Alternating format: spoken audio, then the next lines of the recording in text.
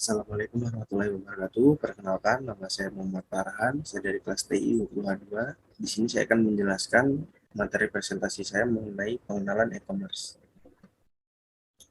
Pembahasan terdapat 5 pembahasan. Yang pertama ada pengertian e-commerce, yang kedua ada konsep e-commerce, yang ketiga ada perkembangan e-commerce, yang keempat ada arsitektur e-commerce, yang kelima ada ruang lingkup e-commerce.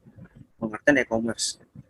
Electronic commerce atau e-commerce secara umum merupakan kegiatan bisnis, perniagaan atau perdagangan, atau jasa yang berhubungan erat dengan consumers, manufaktur, internet service provider atau ISP, dan pedagang perantara atau intermediaries dengan menggunakan media elektronik.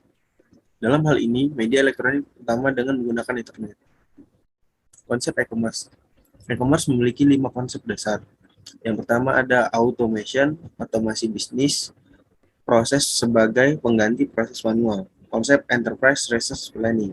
Yang kedua ada streamlining atau integration, proses yang terintegrasi untuk mencapai hasil yang efisien dan efektif. Konsep just in time. Yang ketiga ada publishing, kemudahan berkomunikasi dan berpromosi untuk produk dan jasa yang diperdagangkan dengan konsep electronic cataloging. Yang keempat ada interaction, pertukaran informasi atau data antar pelaku bisnis dengan meminimalisasikan human error dengan konsep electronic data interchange.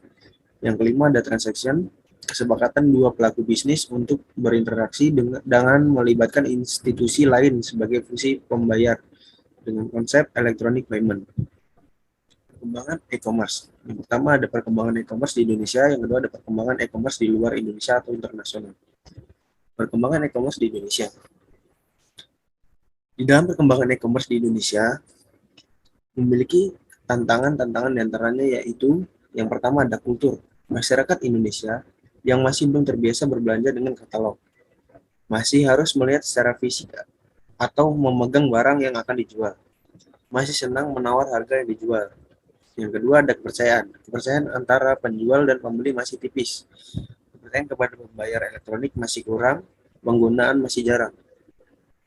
Perkembangan e-commerce di luar Indonesia atau internasional.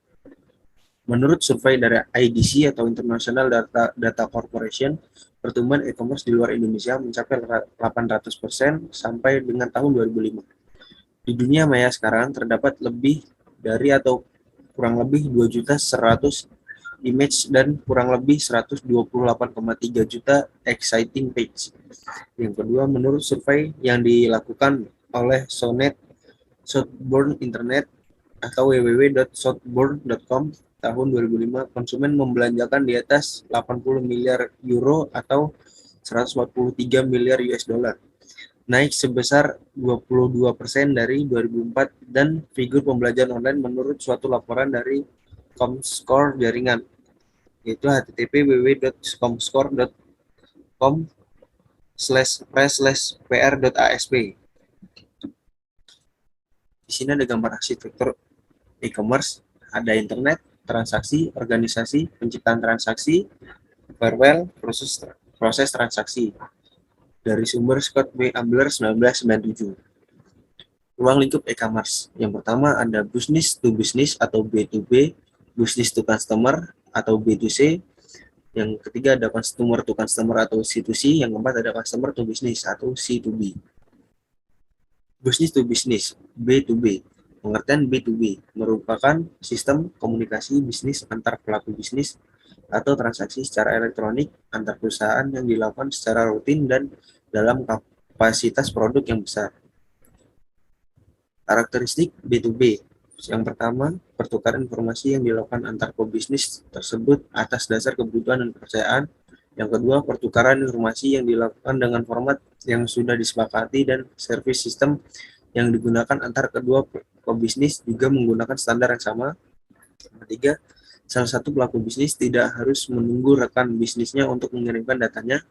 Yang keempat, ada sarana yang digunakan, EDI atau Electronic Data Interchange. Model yang umum digunakan adalah peer-to-peer. Dengan model ini, antar pelaku bisnis lebih mudah untuk mendistribusikan informasi yang dimilikinya. Contoh B2B. Anda menjalankan bisnis yang menjual bahan makanan dan Anda melakukan penjualan ke restoran atau bisnis kuliner yang ada.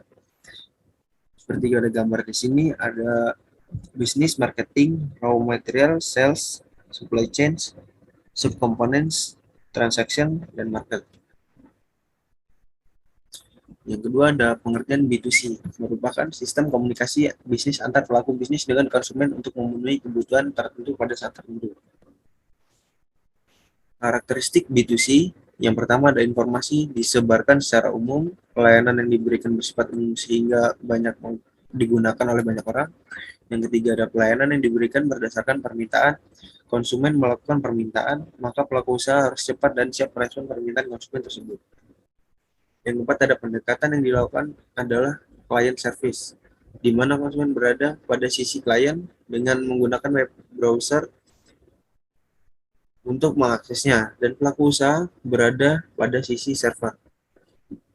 Contoh B2C, ini rasanya lebih familiar dan bisa kita lihat sehari-hari, mulai dari berjualan makanan, jasa laundry, ojek, sampai salon adalah contoh B2C. Yang ketiga ada pengertian C2C, merupakan sistem komunikasi dan transaksi bisnis antara konsumen untuk memenuhi kebutuhan tertentu pada saat tertentu. Karakteristik C2C, yang pertama, pada lingkup konsumen ke konsumen bersifat khusus karena transaksi yang dilakukan hanya antar konsumen saja, seperti lelang barang. Yang kedua, internet dijadikan sebagai sarana tukar-menukar informasi tentang produk, harga, kualitas, dan pelayanannya. Yang ketiga, konsumen juga membentuk komunitas pengguna atau penggemar suatu produk, sehingga jika ada ketidakpuasan suatu produk, maka akan segera tersebar luas melalui komunitas tersebut. Contoh C2C. Sederhana dari model bisnis ini adalah marketplace atau e-commerce seperti Bukalapak, Tokopedia, Blibli, Shopee, dan marketplace lainnya. Yang keempat ada pengertian C2B, merupakan individu yang menjual produk atau jasa kepada organisasi dan individu yang mencari penjual dan melakukan transaksi. Contohnya Google AdSense dan iStockfoto.com. Sumber dari materi itu link di bawah ini. Terima kasih untuk mendengarkan materi dari saya. Jika ada yang salah-salah kata, saya mohon maaf. Saya akhiri. Wassalamualaikum warahmatullahi wabarakatuh.